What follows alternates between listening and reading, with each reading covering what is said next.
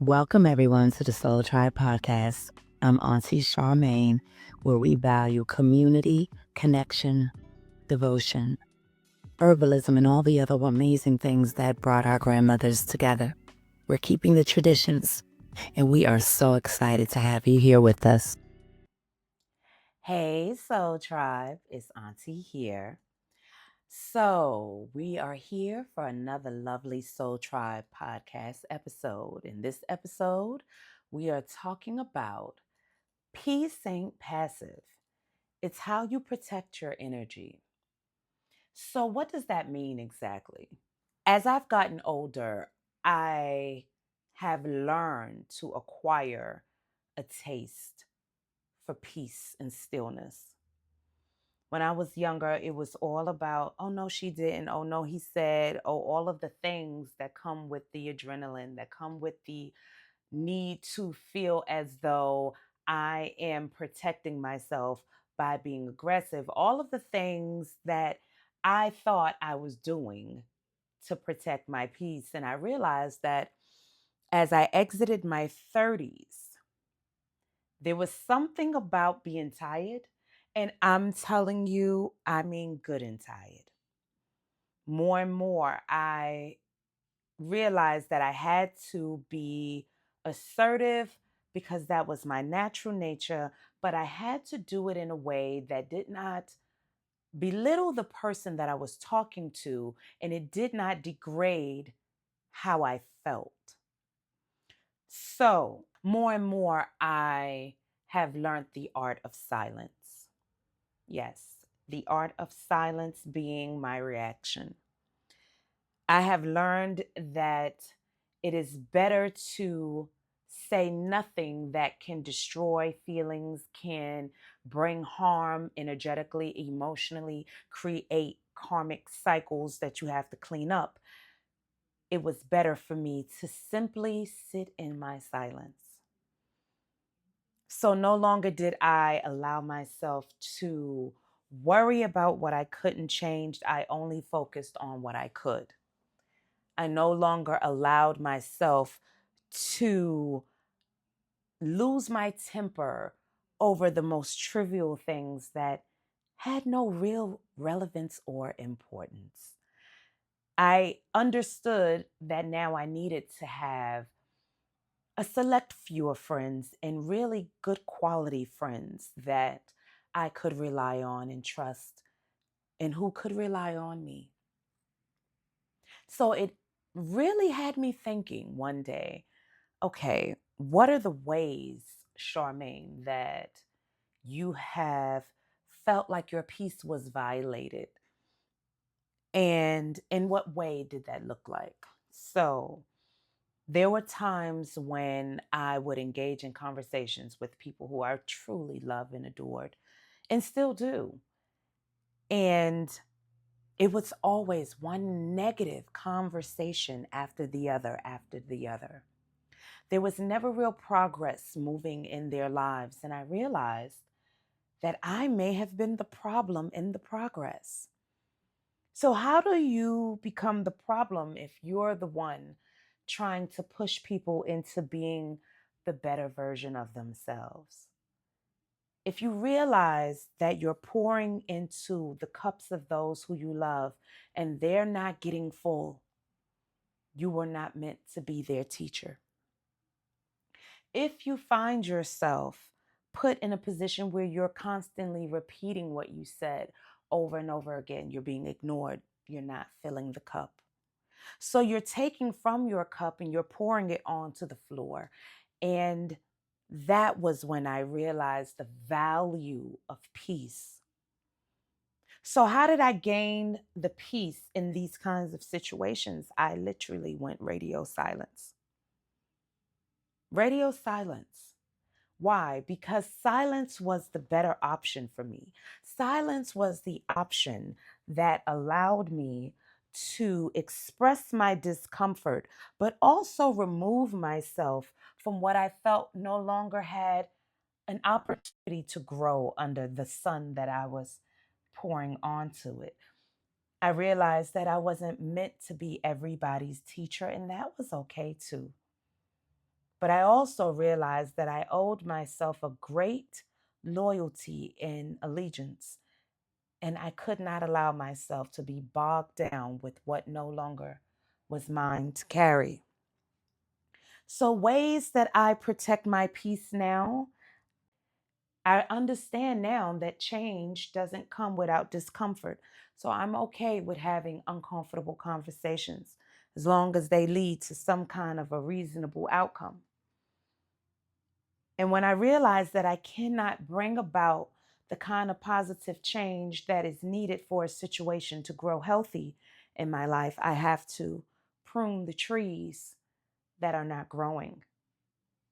These are just simply some ways that I've learned to maintain my peace. I'm not in a place where I'm concerned whether or not I'm going to look foolish. I simply ask questions that remove assumption. I'm no longer putting myself in a position where I carry burdens of other people's thoughts. So it makes it freer for me to just be. So, that being said, that allows me to have peace because I no longer live in my head. What are the ways that you can show up for you that don't bring this wild feeling of doubt and worry, that don't bring on other people's problems and fears and anxiety, that allow you to be you and sit in your own energy, bringing peace about for yourself? What are these ways? Well, one of the ways that I enjoy bringing peace to myself, I start my day in prayer and meditation. I find it very important for me to meditate because my mental can be all jumbled up. And sometimes, in order to be productive, I have to sit in a place of stillness. So I realize that starting my day off in stillness adds a level of clarity and peace as spirit goes before me in my day. Challenges may come, I just simply rise to the occasion. So when challenges come my way, I don't go into a doomsday state of mind. I live my life from a place of understanding that everything has a solution. It's just a matter of finding it. So, what are some of the ways that I found solutions? Well, I try not to put more on myself than I can handle. I have learned that it is not about who gets to the finish line faster, it is about getting to the finish line with as little damage to your soul's energetic force as possible. I've learned that peace is the only thing that can bring that level of protection to your energy, because literally that's what's constantly taking the hit is our energy, energetically, emotionally, mentally. Ways in which I protect my energetic field, I do more the things that I love. I love hiking. So my husband and I, we go on beautiful Sunday morning hikes. It costs us nothing and it's protected, and I'm thankful for these opportunities to be able to connect with nature and connect with my loved ones and connect with spirit in a way that doesn't put me in a place of mental anguish or constantly having to find my laundry list of problems. It is knowing that these are not problems, these are challenges, and these challenges can easily be overcome. What is the solution that we need to find in order to apply to the situation?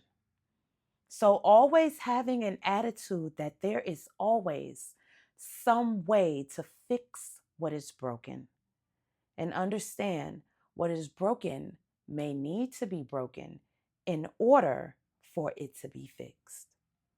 So, what is these changes? What are these ways of being? I think as we get older, we become more and more clear on who we are and what our life is supposed to look like, what our lives are supposed to be like. What are the joys that come into our world? I see more of the people that I love more often. Again, doing things that you love for no reason at all. I love art and I love to paint. When is the last time you just sat and you painted for no reason at all? You just decided that today was Tuesday and I'm going to pull out my paintbrush and I'm going to paint. That's the kind of joy that I realize that is needed in order to protect your energy. Because life can feel very heavy and you don't want to feel like you're working and working and working and working and you're not having time to breathe or to just let your hair down or to absorb all of these magnanimous changes that are constantly happening all the time now. If we don't balance out some of this bitter with some sweet and not overdo the sweet and not not undervalue the bitter and become more centered, that is where the sweet spot is, that blessing is. So, yes, I have obligations like everyone else. I have bills like everyone else, and they must be paid like everyone else's. But I am also going to ensure that while I am doing those things, I'm going to also ensure that I do more of the things that I love and spend more time with the people I enjoy. So, this time, I am making sure that I spend time with my good girlfriend and all of my children and my amazing spouse. And I'm making sure that it's not about things, it's about love, it's about us, it's about family. And the only way you can really enjoy a peace that surpasses understanding is by protecting it. And you can only protect it if your energy is feeling safe enough to be vulnerable. And I allow myself to be vulnerable because I no longer look at it as a weakness. I see it as a strength that I undervalued, but I see the value in it now. How many times have we built relationships with people and we really don't even know who they are? How many times have you read someone's obituary and you had no clue who that person really was? And only in death did you know all of the amazing things that they had done. I don't want to live like that. I don't want to be that way. So I'm bearing my heart more. You see this vulnerability? I know. And I'm accepting that this is my calling. My calling is the auntie, that person who understands that she has been through the ringer, and many, many other people have too. And she has lost a great deal of peace and somehow came back stronger and better than ever.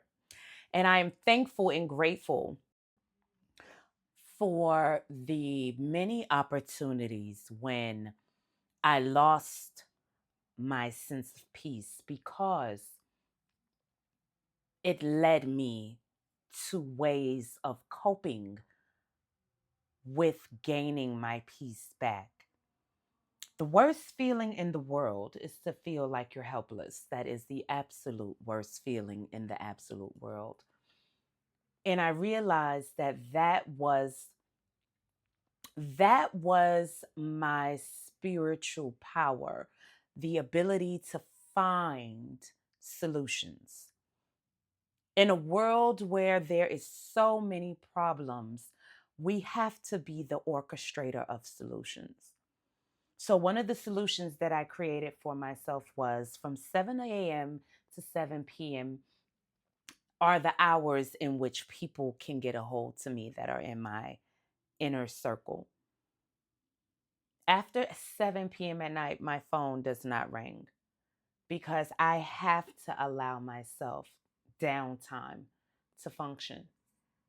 I don't start my days off any longer in a horrible rush. I take my time and allow myself to be, to live in a state of being, not to answer an email, not to answer a request, not to be the mom of the year, but simply to be